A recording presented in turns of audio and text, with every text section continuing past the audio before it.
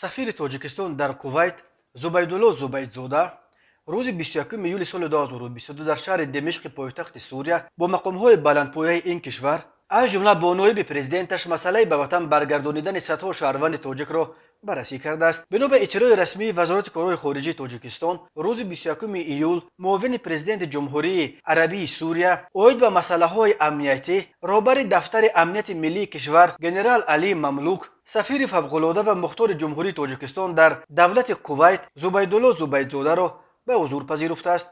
گفته می شود در این ملاقات مسائل همکاری در ساحه امنیت بین دو کشور و برگردانیدن شهروندان تاجیکستان از سوریه به وطن بررسی گردیده. پیرامون وضعیت خاورمیانه تبادل افکار صورت گرفت. همین طور همان روز 21 ایول زبیدالله زبیدزاده در دمشق با معاون یکم وزیر کارهای خارجه و مهاجران جمهوری عربی سوریه بشر جعفری ملاقات کرده است. در این ملاقات نیز بنا به اطلاع رسمی وزارت خارجه مسئله برگردانیدن شهروندان تاجیکستان به وطن از اردوگاه و همچنین گسترش و تقویت همکاری‌های مشترک بررسی گردیده.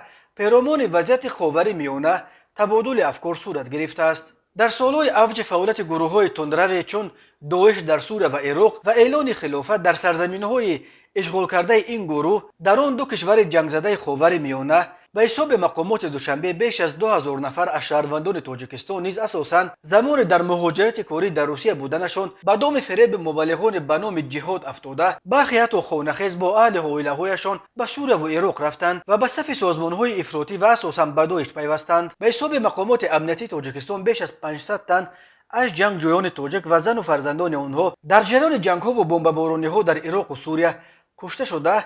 بعد از دست داعش پس گرفتن تقریبا همه سرزمین‌های تحت نظارتش ده‌ها تن از جنگجویان تاجیک و همین طور بیش از 400 نفر از زنان و فرزندان آنها به اسارت افتادند. مقامات تاجیکستان چند سال باز تلاش دارند تا زنان و فرزندان جنگجویان تاجیک را از وطن برگردانند. ماه اپریل سال 2019 با تلاش سفیر زبیدالله زبیدزاده 84 کودک تاجیک را به تاجیکستان برگردانیدند.